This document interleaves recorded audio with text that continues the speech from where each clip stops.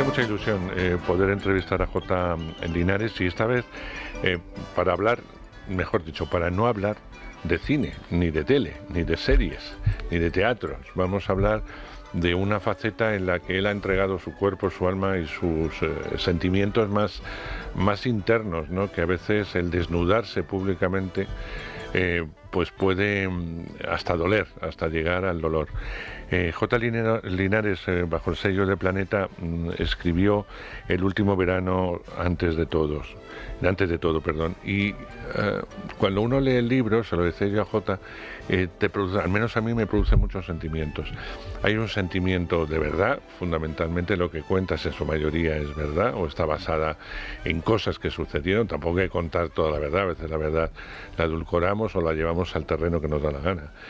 Pero también hay mucho dolor, hay mucha añoranza, hay mucha nostalgia, que es lo mismo, y hay mucho amor a la tierra, a los amigos, a los momentos vividos y por supuesto a la madre, a la figura de una madre que fue el eje tanto en la vida de J como lo es en la propia novela, porque así arranca la historia de un hombre que es director de cine, que vuelve a su pueblo de origen, porque su madre se está muriendo y se va a despedir de ella, y con ella va a enterrar no solamente a un amor muy fuerte y muy profundo, sino de paso enterrará o intentará enterrar malos recuerdos y cosas que estaban en el pasado, o reconciliarse, porque según lees el libro uno va entrando en una cosa o en otra y deja que el lector, que a mí eso me parece muy interesante por parte de J. Linares, que también ponga de su parte y se adentre en la aventura que nos propone. J, muy bienvenido. Acabas de venir prácticamente de Málaga, de rodar, con condiciones, como me decías antes de la entrevista, que mejor no recordar, ¿no? Por la gripe y el frío. Pero bueno, ahora vuelves a hablar un poco de la novela que en su momento promocionaste bastante. Y la pregunta sería tópica, pero ya las explica muchas veces. ¿Por qué te apetecía escribir? ¿Por qué la propuesta de Planeta a la hora de escribir tu vida, entre comillas, ¿no? O tus recuerdos, mejor que tu vida? Sí, bueno, muchas gracias, porque siempre es un placer estar aquí. Y sí, yo creo que fue como casi una necesidad vital para yo mismo entender muchas cosas. Porque al final estaba contando la historia de mi familia, de mi madre, de mi pueblo, con otro nombre, un nombre ficticio, pero así me podía permitir llegar más a la verdad de las cosas, porque me iba a permitir no tener pudor a la hora de enfrentarme a la realidad tal y como fue. Entonces yo necesitaba poner en orden muchas emociones y bueno, como un poco el punto de partida fue que durante el velatorio de mi madre, en el pueblo, mis tíos me regalaron algo que yo no sabía que existía, que era su diario de adolescente. Mi madre se quedó embarazada con 17 años, fue madre soltera, de clase baja, tuvo que renunciar a muchos sueños para criar a su familia, como hacen muchísimas mujeres, sobre todo en esa época, en los 80. Y claro, yo leyendo ese diario que abarcaba desde que ella tenía 14 hasta que tenía 17 años, la última página de hecho es cuando se entera que yo iba a ser un niño, pues descubrí a una mujer llena de sueños, llena de esperanzas, llena de metas, que escribía muy bien, que ahora he entendido muchas cosas de dónde me vienen a mí, a pesar de que nunca me las planteé. Y claro, leer eso me hizo hablar con muchos amigos, con muchas familias, y plantear una pregunta que a veces es terrorífica, que es, ¿realmente conocíamos a nuestras madres? ¿Sabíamos quiénes eran antes de ser madres? Y bueno, a partir de ahí empecé a hablar con amigos de mi madre, empecé a hablar con mi familia y vi que ahí había una historia. Y aparte podía poner así en orden un poquito pues esta cosa de que todos tenemos cuando muere una madre, que es algo que no vuelves a ser el mismo, ¿no? O sea, yo recuerdo que las últimas palabras de mi madre fueron te quiero a mí y a mi hermano, y en ese momento vimos la vida irse de su ojo. Y es un momento Terrible. y que no se puede explicar, o sea, ver cómo desaparece la vida y plantearte, decir, ya está, ese cuerpo ya no tiene nada dentro, ya no hay alma, ya no hay nada, no, se ha ido. Yo necesitaba poner en orden todo lo que me pasó a mí. Y desde un lugar que yo he intentado tener mucho cuidado en eso la novela, que fuera un lugar luminoso. No quería que fuera una historia deprimente, no quería que fuera una historia triste, a pesar de que el momento de la muerte de una madre te marca tanto, sino que quería lanzar el mensaje que yo leí en esos diarios de ella de adolescente, que era lo que importa la vida, lo que importa estar vivo, que a veces se nos olvida. Y a partir de ahí surgió el último verano antes de todo. Fíjate que tú decías, yo cuando se fue mi madre sentí como que te cortaban el cordón umbilical, ya ese cordón se iba para siempre. Tú dices que en alguna entrevista le has dicho que no te gusta la palabra Dios, siempre dices hasta luego, aunque sepas que a lo mejor esa persona vas a tardar mucho en verla. Y sin embargo ahí sí era un adiós, definitivo. Y ese es el dolor que acabas de explicar un poco, en el que se te van muchas cosas. Pero en la lectura del libro uno reconoce a una mujer fundamentalmente generosa, con la vida y con los que le rodearon. Una mujer que tenía que tirar para adelante, no vivía en el pasado fue el que le tocó, y a partir de ahí tuvo que vivir su presente, su día a día, para sacar adelante no solamente a ti, sino luego al hermano que vino, un nuevo hombre, etcétera, etcétera.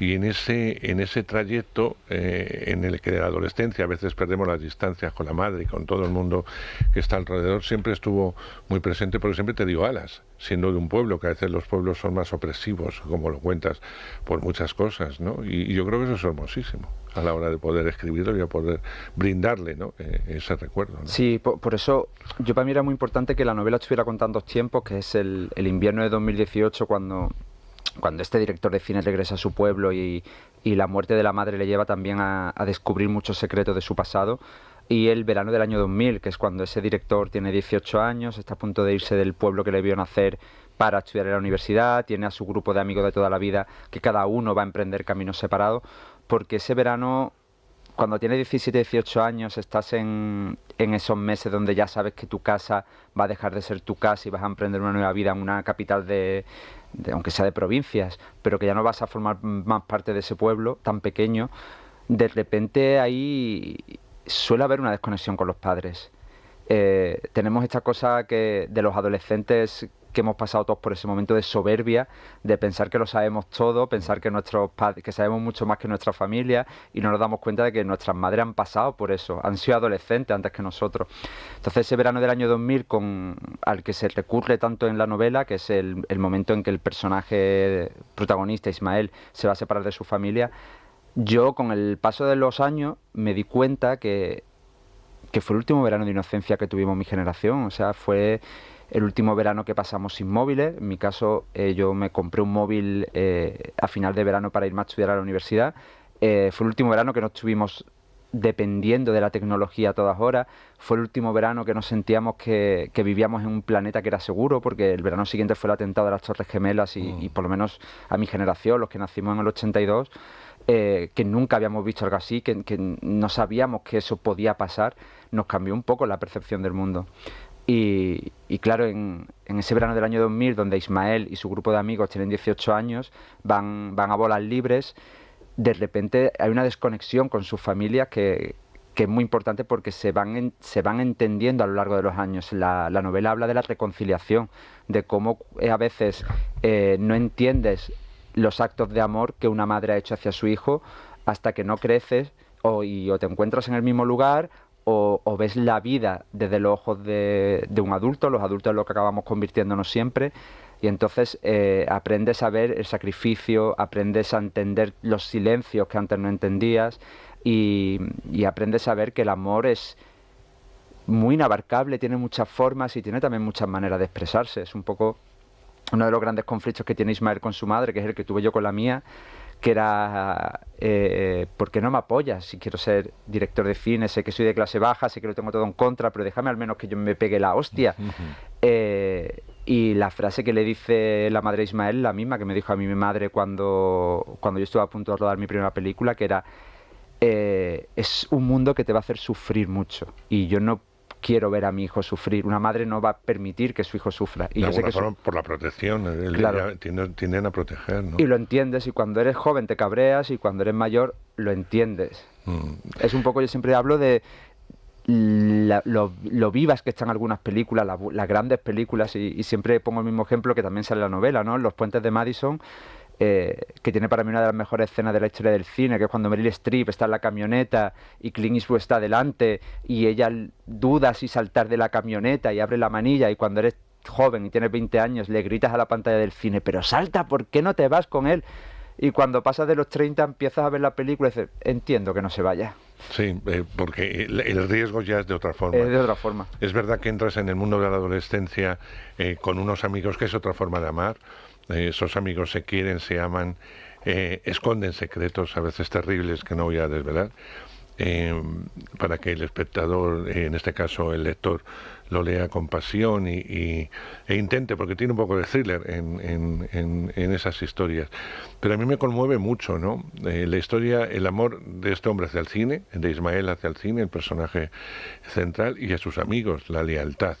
Y el despertar a la sexualidad en un pueblo cuando uno se declara gay, de alguna forma, o siente, ya no es declararte, simplemente eres y sientes como tal, es complicado, porque amar, si de por sí es complicado, ya en un pueblo en el que hay bullying, porque también se ve, en donde el protagonista, o uno de los protagonistas, tiene que esquivar esas calles donde los matones, entre comillas, ya no solamente le pueden insultar, sino llegar a pegar, bueno, pues de alguna forma te destroza, porque a todo esto, a veces esa sociedad que no consideraba normal la homosexualidad y lo normal era ser hetero, el conflicto de vivir también en eso era bastante complicado. Hemos cambiado afortunadamente, pero a mí me queda el pozo de que no hemos cambiado tanto, sobre todo en generaciones anteriores a las que tú describes. El miedo está presente en sus vidas, el miedo ha seguido presente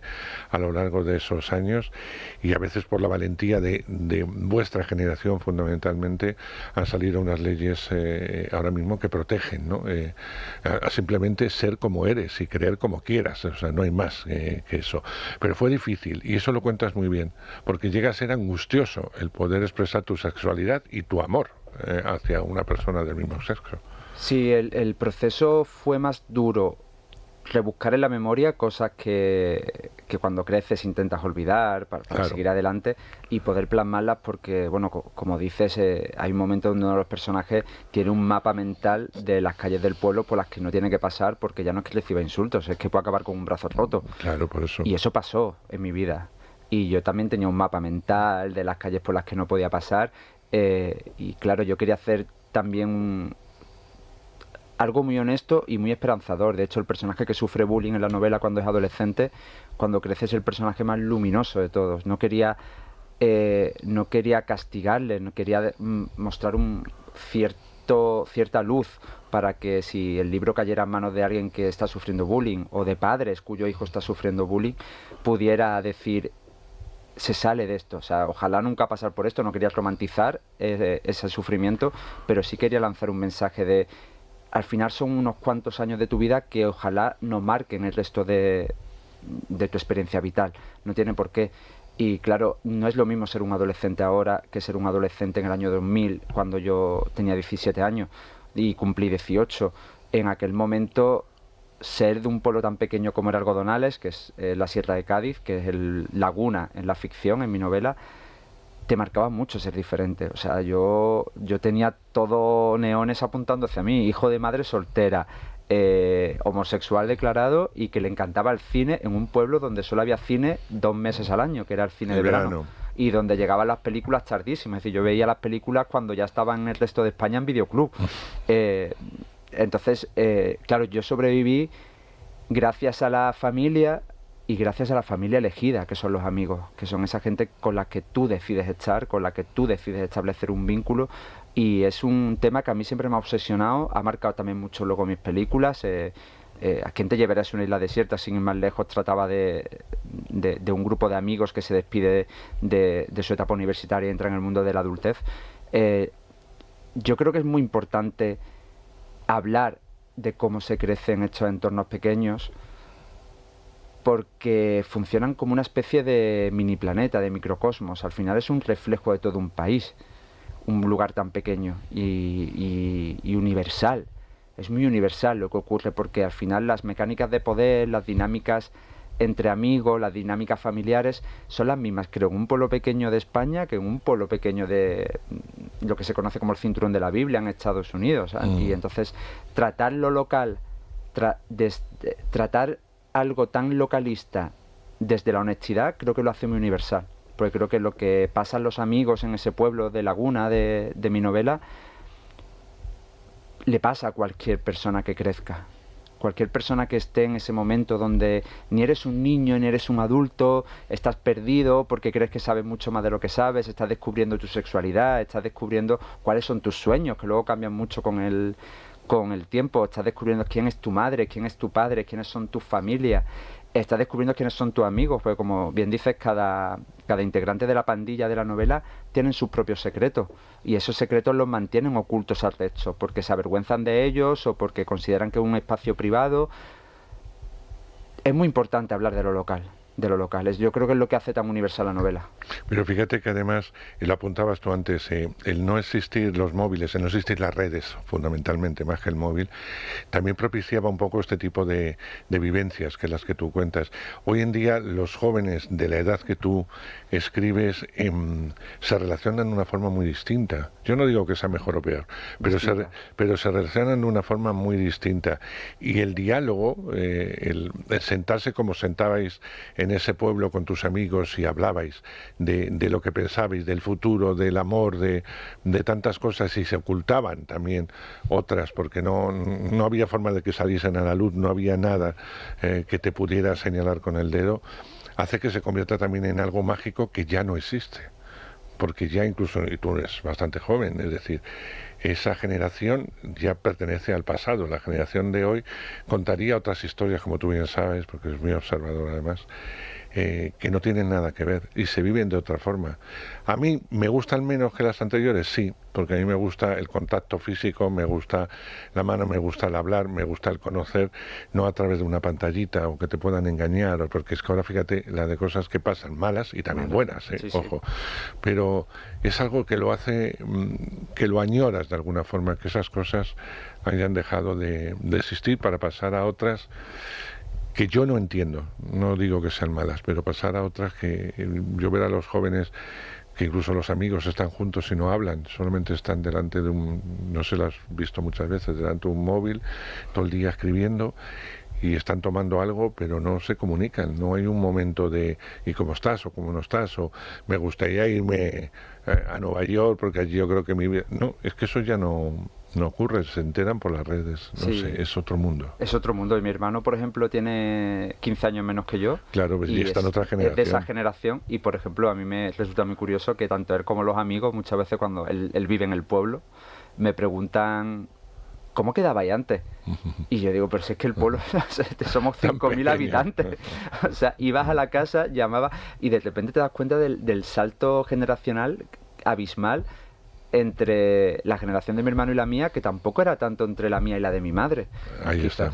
Y por supuesto la tecnología tiene cosas buenas. Yo ahora pienso mucho, un chaval que esté en mi situación, que esté en un pueblo pequeño, que le guste tanto el cine como me gustaba a mí, que hay un momento donde dices, sabes que te gusta de una manera distinta, que no es simplemente que te guste, es que te llena de una manera muy potente y muy pasional. Cuando es tu vida, de alguna Claro, pues imagínate ahora con todas las plataformas que hay, es el acceso que yo no tuve, que yo me compraba un VHS, claro, y lo quemabas porque era lo único que podías hacer. Ahora mismo tienen un catálogo que les puede salvar la vida. Y sin embargo, por ejemplo, el bullying de ahora a través de redes sociales y de móviles de chavales jóvenes es terrorífico, porque no es un bullying que ya era de por sí duro, que dure lo estipulado de las clases de instituto del colegio, es que salen de ahí y el bullying continúa a través de Twitter, a través de grupos de WhatsApp que se hacen para burlarse de esa persona, en chavales que al final están en formación, están construyendo su personalidad, están construyendo su humanidad, su yo, y que les quiebra muchísimo. Entonces algo que a mí me preocupa muchísimo, pues como bien dice, yo creo que estamos perdiendo mucho mirarnos a la cara, parar, porque creo que avanzamos de una manera muy rápida, todo lo queremos para allá, todo tiene que ser ahora.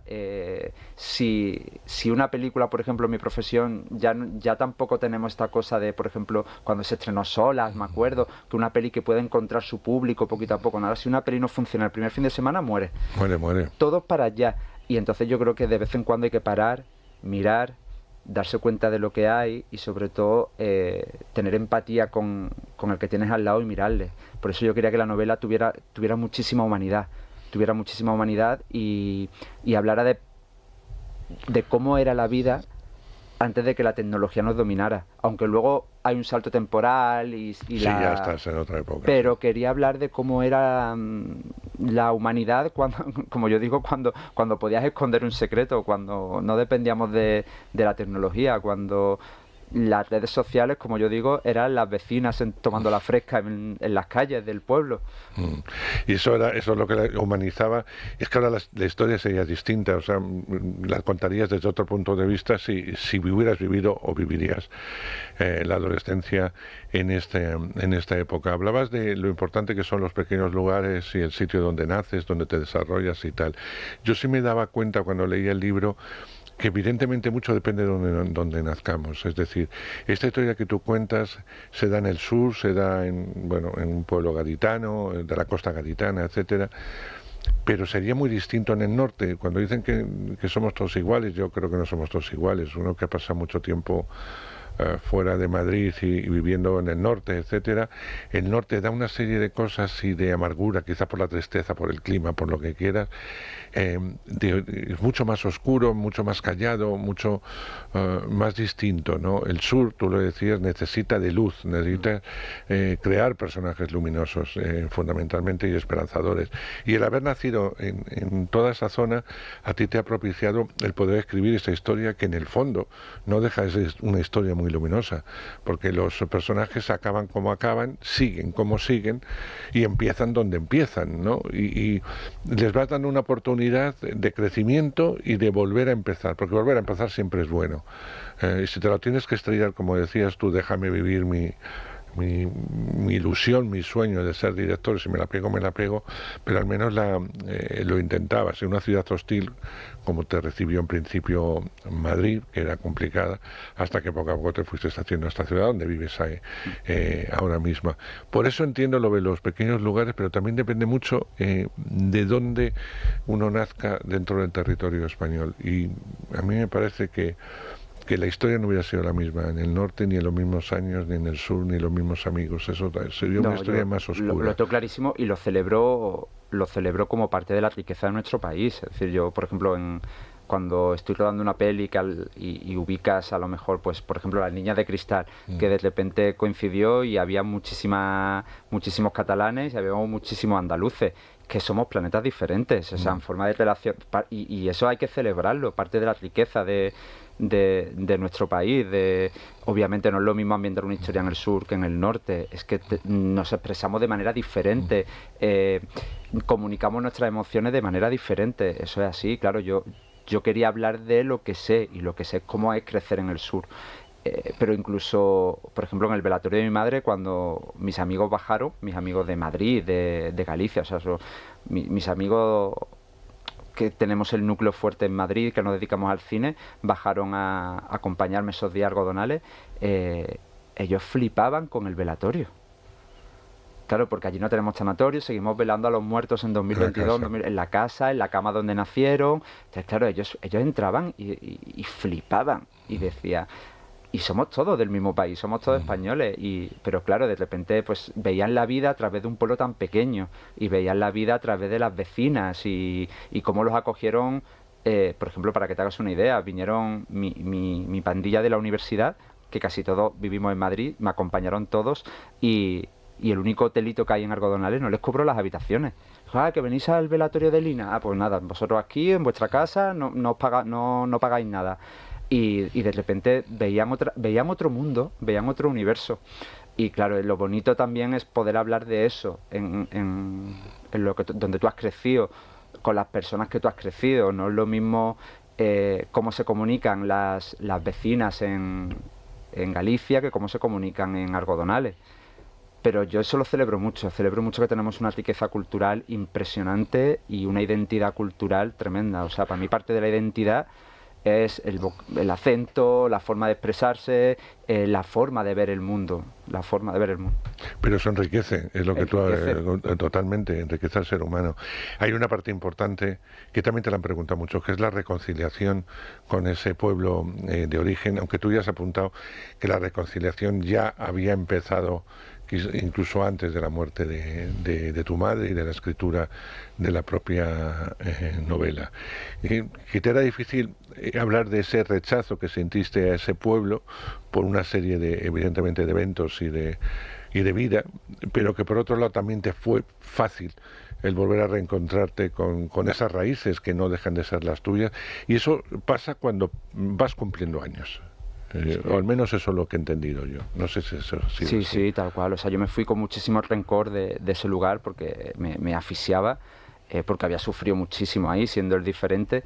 Y con el paso de los años, por lo menos en mi caso, aprendes que el rencor no te lleva a ningún sitio. O por lo menos a mí no me lleva, ¿eh? Yo no puedo usar el rencor y el odio como motor, no puedo. O sea, creo que hemos perdido mucho la capacidad de comunicarnos, y para mí el perdón es importantísimo. Claro. Importantísimo, pero en todos los aspectos de la vida, y ahora que vivimos en tiempos tan crispados, el sentarte a escuchar al que opina diferente, el abrazar, entonces fue como algo muy orgánico.